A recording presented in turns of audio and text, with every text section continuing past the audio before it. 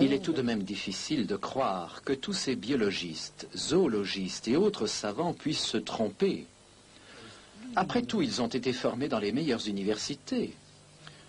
Peut-être que le professeur Maciej Giertych de l'Académie des sciences de Pologne, appartenant à l'Institut de dendrologie et enseignant la génétique des populations à l'université de Torun, pourra nous éclairer. Un vrai savant tire ses conclusions de l'observation et des données expérimentales.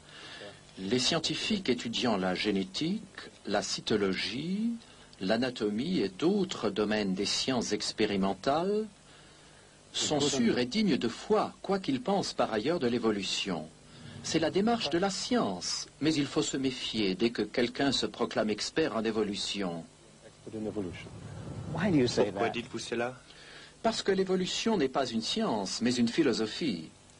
Les savants se fient les uns aux autres, aussi acceptent-ils souvent ce que déclarent les évolutionnistes, à savoir que l'évolution est une science. Mais ce n'est pas vrai. Que la théorie de l'évolution soit une science n'est qu'une opinion de certains théoriciens de la biologie ou philosophes. N'y a-t-il aucune preuve scientifique à l'appui de l'évolution? Ce qu'on prétend être une preuve de l'évolution est le fait indéniable que tout organisme a des parents, au moins un parent.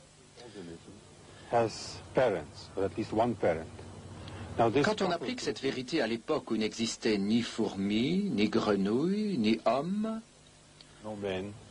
cela conduit au postulat non scientifique que la première fourmi provient d'une non-fourmi, la première grenouille d'une non-grenouille, le premier homme d'un non-homme, et ainsi de suite. Pourquoi dites-vous que cela n'est pas scientifique? Parce que les données que nous possédons ne le prouvent pas. La science génétique établit clairement qu'un tel changement n'est pas possible. Les évolutionnistes vont encore plus loin. Ils déclarent que des êtres vivants proviennent de matière non vivante.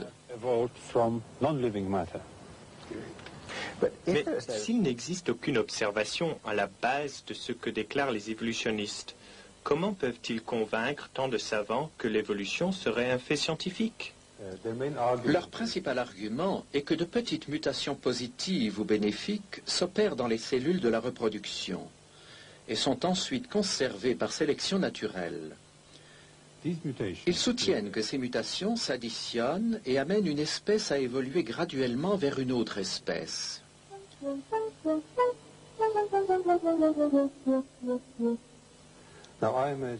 Non, je suis généticien et je puis confirmer qu'au cours de toutes les recherches de tous les laboratoires du monde où l'on a produit des générations et des générations d'organismes vivants, jamais, nulle part, aucune mutation positive n'a été observée. Et dans la population qui a été la plus étudiée, celle des hommes, toutes les mutations connues sont soit neutres, soit négatives. Elles n'ont jamais amené d'amélioration. D'ailleurs, la nature est programmée de façon à protéger l'altération des gènes et à corriger les erreurs qui se produiraient. Mais si les mutations ne sont pas à la base des changements, qu'est-ce qui cause les différentes variétés d'animaux et les différents types d'hommes? Les variétés proviennent des combinaisons, du mélange des gènes pendant la reproduction sexuelle. Les organismes adaptés à des conditions précises se concentreront dans un environnement qui offre ces conditions-là. En se croisant entre eux, ils formeront un groupe qui deviendra une variété. En outre, si accidentellement un groupe se trouve isolé, des traits particuliers y apparaissent et lui donnent un aspect distinct. C'est ce qu'on appelle la dérive génétique. Mais ces variétés ne représentent-elles pas une certaine forme d'évolution? Beaucoup de gens soutiennent que par ce processus, de nouveaux types biologiques vont apparaître. Mais ce n'est pas vrai. Tout ce qui se produit, c'est que quelques gènes ont été enlevés à la population globale et la population obtenue s'en trouve appauvrie. Son contenu génétique est amoindri. De plus, s'il n'y a pas de nouveaux gènes, il n'y a pas de potentiel pour de nouveaux organes ou de nouveaux organismes. On obtient seulement une variété différente d'une même espèce. Ce procédé est utilisé aujourd'hui dans l'élevage. Par sélection et isolation, on obtient de nouvelles variétés d'animaux et de plantes, par exemple des chevaux, des vaches, des chiens, des céréales, etc. On sélectionne ce qui est utile à l'homme ou qui présente telles qualités qui ont un intérêt particulier pour nous.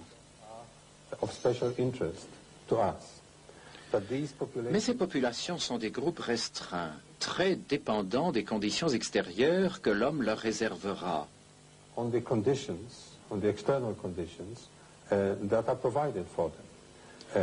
Si l'on ne s'en occupe plus, ou elles mourront, ou si elles survivent, elles retourneront à l'état sauvage, en cessant d'être une variété distincte.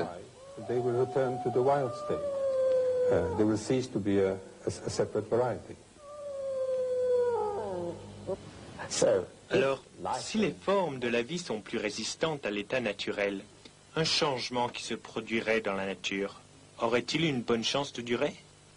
Le simple mélange de gènes dans des conditions naturelles ou artificielles ne produit pas de nouveaux gènes. Pour qu'il y ait évolution, il faudrait de nouveaux gènes chargés d'informations génétiques. La science ne connaît aucun processus naturel qui produise de nouveaux gènes, que ce soit par isolation, par sélection, mutation ou croisement. Cela est impossible. Pourquoi alors apprend-on aux enfants qu'une espèce peut évoluer en une autre?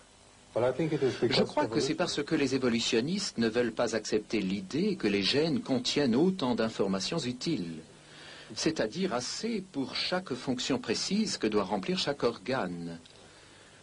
C'est seulement depuis que nous savons lire le code génétique que nous connaissons la quantité d'informations contenues dans ces gènes. La science ne sait pas comment cette information pourrait apparaître spontanément. Cela nécessite l'intervention d'une intelligence et ne peut arriver par hasard. Mélanger simplement des lettres ne crée jamais de poésie. La biologie moléculaire montre clairement que jamais dans le passé il n'a pu exister d'organisme simple.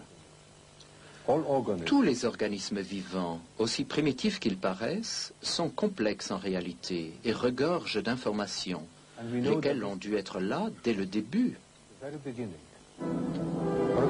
Par exemple, le système redoublé dans la protéine très complexe ADN-ARN de la cellule doit avoir été parfait dès le début. Sinon, les systèmes vivants ne pourraient exister. La seule explication logique est que cette grande quantité d'informations provient d'une intelligence. Chaque bactérie, chaque cellule microscopique est programmée avec tant de précision que nous devons supposer que l'information qu'elle contient doit venir d'une intelligence bien supérieure à la nôtre. Les évolutionnistes ne veulent pas accepter ce fait si évident. Aussi produisent-ils des théories qui n'ont pas de valeur scientifique, car elles n'expliquent pas comment la nouvelle information génétique serait produite.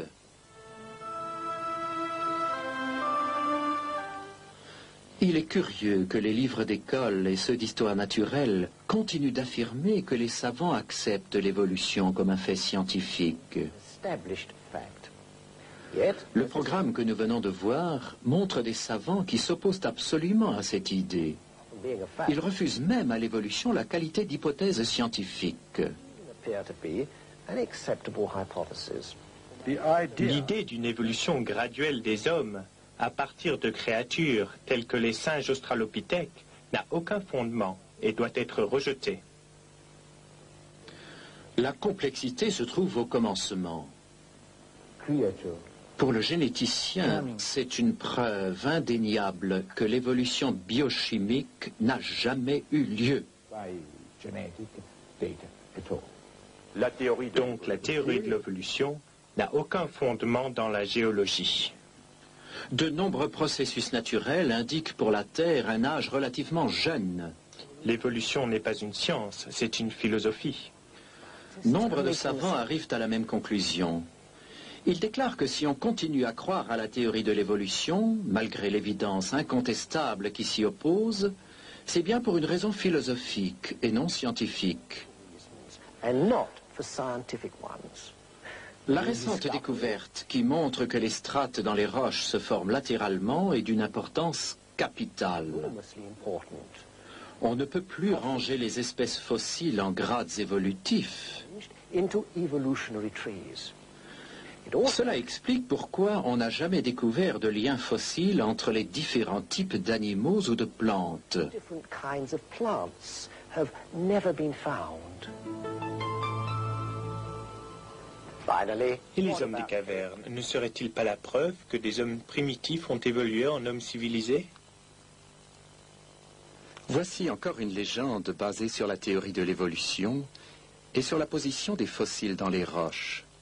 Nous savons actuellement qu'on ne peut déterminer l'âge de la Terre à partir des roches sédimentaires, dont la plupart auraient pu être formées par une seule catastrophe aquatique. Les restes fossilisés de ces hommes proviendraient donc de groupes de gens vivant avant cette inondation, coupés du reste de la civilisation. De nos jours également, on découvre de petits groupes d'hommes vivant complètement à part, de façon primitive, très semblables à ces hommes primitifs. D'ailleurs, si la grande majorité des roches sédimentaires ont été formées par le même cataclysme, il n'y a aucune raison de mesurer la vie terrestre en millions d'années plutôt qu'en milliers d'années. The scientists Les personnalités presented this scientifiques qui ont été présentées dans ce film ne sont que quelques-unes parmi les milliers qui sont arrivées à la même conclusion. La théorie de l'évolution n'est qu'un conte de fées pour des adultes.